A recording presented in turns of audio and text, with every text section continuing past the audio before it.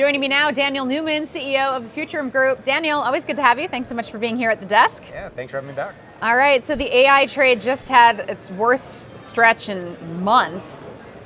Do you look at it as a healthy reset, or is the AI trade finally running out of steam? Oh, we are so early. You know, there's all these different quotes out there. We're in the third inning, we're at halftime, first quarter. The analogy I like to use is I said, we're still really pre-gaming in the parking lot, having a hot dog and a beer. Now, again, some stocks have run, and there's certainly going to be individual names throughout time that will not prove to be as important to AI. But in fact, the overall AI trade, very early. So I still like the memory trade, for instance, a Micron in a single digit forward multiple.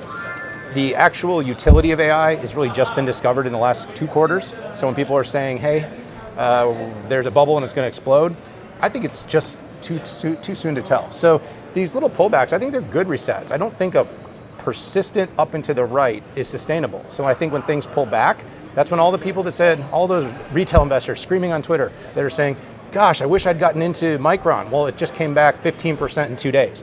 Maybe now is the time to buy. So these are the opportunities that present themselves. But you also said there will be some names that aren't as important to AI as maybe they seem right now. What are those names? How do we find those? There's these interesting trades inside of optics, inside of energy, where people are saying, oh, this will be the component that goes into the Nvidia rack that's going to be revolutionizing the business. And by the way, if Nvidia decides not to use one supplier, it will end up taking a 2,000% run. So I'm being a little more anecdotal here, but there are companies inside, I'd say, networking, thermal, connectivity, semi-cap supply that have just had these parabolic runs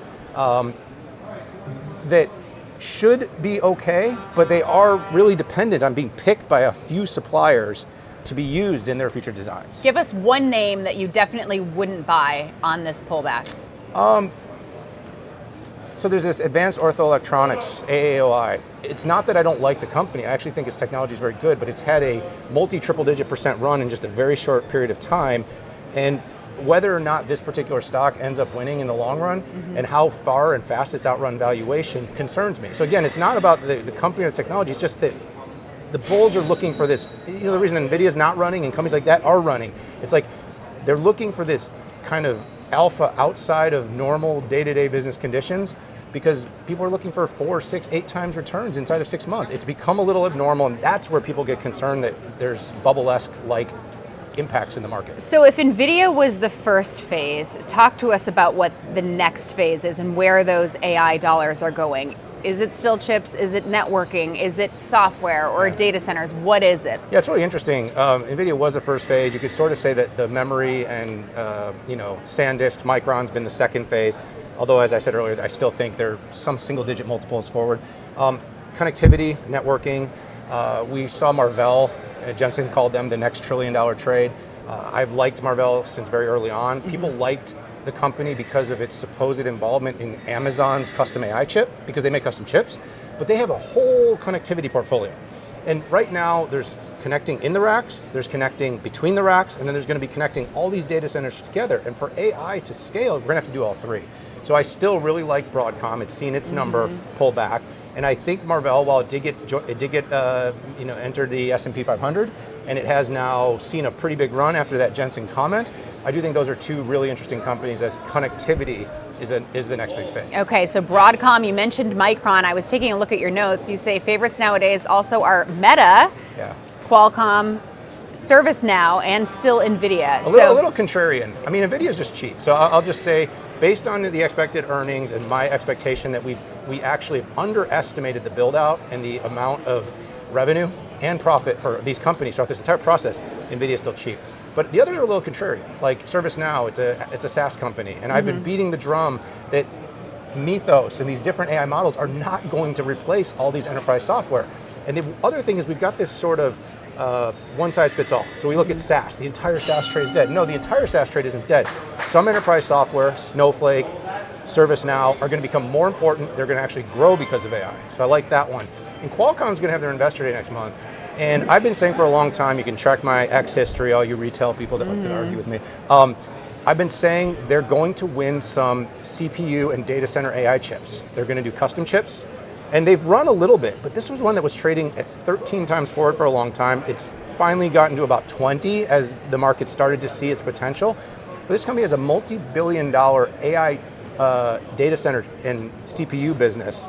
And I think at their investor day, there's going to be some fireworks. So on a down day, do you look at this as Wall Street's missing something, or is this just healthy profit taking, or is it money coming out of some of the high flyers so that they can invest in the next round, like SpaceX? Yeah. Well, I mean, I think there's some of that. You've got a liquidity pull. You got Google doing a raise. Meta's going to do a raise. You have SpaceX, Anthropic, OpenAI, of course. And you've had, I talked about earlier, these runners, these companies that have gone up 200, 400, 600, 1,000%. I think profit taking at some point is healthy, and nobody really regrets. I mean, maybe you regret a little bit when you got out at 500% and then it goes to 2,000%. But Not me specifically. Yeah, none of us, not us, the trade. But I do think that, there is some rotation, and there's an inertia around like a SpaceX. I actually think the SpaceX trade will actually be down in a year, and it'll be probably worth 2 to 3 times more within 5 years. But I just think it's FOMO. They just don't want to miss it. And I actually have said I think it'll be $2.5 trillion by the end of the first day. It'll be $1.5 trillion by the end of 90 days. It'll bottom out around $1 trillion in market cap. And I said, but within 3 to 5 years, it'll be $4+ trillion in market cap. So don't put money to work on day one. I'm just saying there's a very real possibility you'll get another chance. I also can't fault anybody that just wants to get in, because Elon's proven he can out forward PE any of the biggest companies in the world. You just look at the Mag 7. One of these things is not like the other. But 1 trillion is significantly less than 1.75 trillion. Absolutely. This is just me, a little prognostication for the crowd. Would you put fresh money to work on SpaceX come Friday? I'll probably do a little nibble just in case you're wrong. I'm wrong. And again, none of us are right 100% of the time. If we knew, our portfolios would all be better. But what about OpenAI and Anthropic, though? Different story for those names? I think there's a different story between those names. I think and Anthropic's having a bit of a tough day. There's a little criticism of their whole new Mythos, or the Mythos-like model. Fable, I think it's called. You got to memorize all these. But their run and their at least momentary profitability and their growth in enterprise obviously created a triple to their valuation inside of a 3-month period.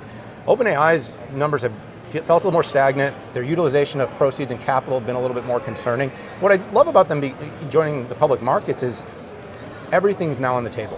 When they go public, their business is going to be out for scrutiny, and I think it'll give investors a much better chance to decide, because the money that came in, the $122 billion or so that came into, these are not dumb investors. And I mean, of course, they might be saying, an IPO is going to be a liquidity event. We'll make money on it. But those that came in at $800 billion, these are some of the world's most sophisticated investors, and they're seeing things that us, the public, do not. And so I do believe with the user and the base and the community and the insatiable demand for intelligence, that these frontier models will be able to generate a lot more revenue. Because remember, a lot of the revenue they've generated has been subsidized so far. We're paying these fixed plans for pretty much unlimited. At some point, enterprises are going to have to start buying the intelligence they're going to use at the real cost to deliver it. And if they're able to succeed at that, the revenue opportunities per gigawatt is a lot higher. But if they join the NASDAQ as well, we're expecting SpaceX to, does that make the case that investors should just stop stock picking and just start investing in the NASDAQ instead? Index. I always think individual picking can outperform. The world's best investors, the Drunken Millers, and you've heard the Buffetts talk about buy a few great quality names, go very long, and I think Charlie Munger talks about that all the time. My strategy is typically picking individual companies and planning to own them for forever. But I mean, for less sophisticated investors and those that want exposure to the most interesting companies in the world, index trading, ETF trading has always been very interesting. And so, it's going to be, but these companies are loss-making. So I mean, I still think investors that are not speculative and long-term minded need to be very careful with loss-making companies, no matter how cool they are. Which current AI winners are most at risk of capital rotating out of those to rotate into some of these big names? I think it's been the near-term picks and shovels winners. I think we've seen some of it with Nvidia already. And as much as I think it's insane that people have rotated out, I think people look at a $5 trillion valuation sitting in Nvidia and they're like, is it ever going to double again? Are we going to get to 10, 20, because they're looking at these smaller companies that could have sizable moves, and so they're rotating in that direction into some of these new companies. I also Is your answer to that is what? Will it ever double again? Great, put me on the spot. Absolutely. Okay. I think you could argue if SpaceX is worth 1.7 trillion, Nvidia might be worth 50. Wow. I mean, if you actually put the same kind of multiple on growth and revenue, because they don't even have earnings right now, and Nvidia has a very clear path to being much larger in just the next few years. I mean, Future Equities team, we have a $10 trillion CapEx spend between now and just 2030. By 2035, we think there's a bull case that could be over $5 trillion per year in CapEx spending to build this out. Will there be a bigger beneficiary in that period of time than Nvidia? I mean, of course, do companies' leads last forever? That's going to be up to them. But based on where they sit right now, it's hard to not think 10, 20 trillion is in their future. What's one AI stock that you'll be shocked if investors aren't still talking about being a winner a year from now that's not Nvidia? Google. Okay. I pounded the table when Google was sitting under 2 trillion. And the reason I felt that way was because they have everything. They got the infrastructure, but they also have the customer. And that's the part that a lot of people are looking at, where's the ROI? Meta is one that's underperformed, but I still like 3 billion eyes of attention. But Google is working. The cloud business is working. Search business, they did not lose search. It did not go away. And they've been able to embed AI in the experience. They're monetizing the entire stack really effectively. So I think they're going to be the one. And 5 years from now, which part of the AI trade do you think investors will wish they paid more attention to? I think it's going to be the consumption layer. I think, we've gotten really into these frontier models, but I think you're going to have to be a picker here. But I think picking the winners in the application side, businesses are still going to need data, and they're going to need governance, and they're going to need compliance. I mentioned the ServiceNows earlier. I mentioned Datadogs and Snowflakes. These are really interesting companies that at the core. And if you listen to Larry Ellison, and you listen to some of these other, Alex Karp, and Palantir will be one. There is this layer of proprietary intelligence that is not available and exposed to the frontier models. All of the alpha, the growth, the benefit that companies that aren't these few that we're talking about is going to come from their ability to apply something that the models don't know.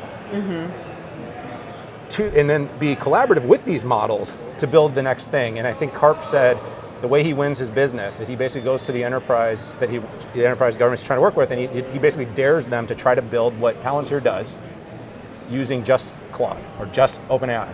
And he says he lets them try, he walks away, he comes back, he wins the deal.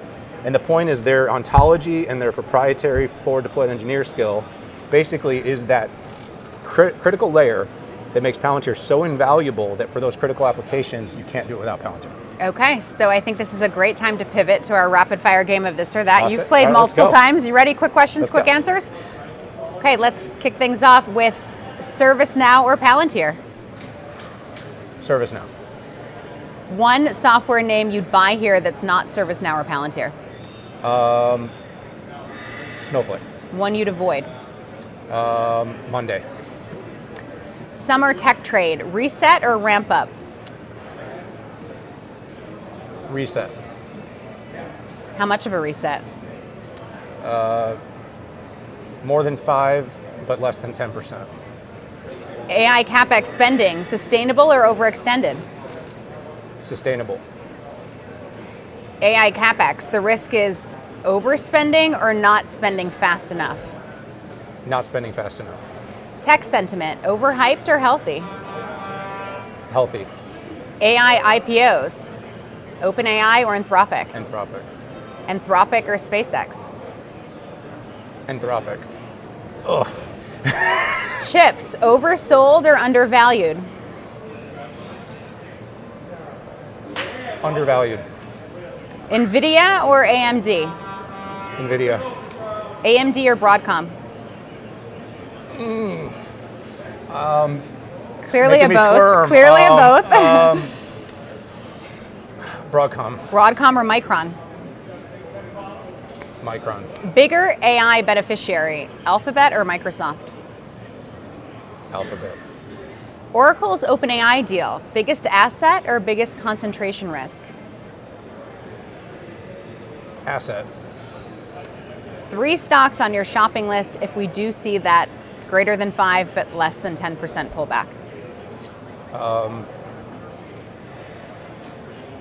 Meta, Amazon, and I'm still going to say Nvidia. And names you would buy here regardless of a pullback.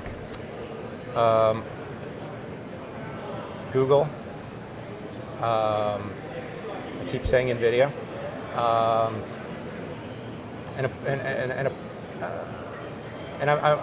I just know that memory is so early and has so much upside, so I'm gonna circle back to Micron. An under the radar name that should be on our watch list. It's a great one. Under the radar. Feels like everything's over the radar, but I don't know if it's under the radar. But I still think Intel Foundry inflection is coming, and so it had a big run. It's pulled back a little bit. I think Intel because of its foundry business. Is Intel a buy here? Yes or no? Yes. All right, we'll leave it there. Daniel Newman, always a pleasure. Thanks so much. You made me squirm a little. That was fun. That was fun. I had to think a little. That's Daniel Newman, CEO of Futurum Group. If you enjoyed this interview, check out our Street Talk with Jim Neeson. He explains how retail investors can prepare for the biggest IPO wave in our history.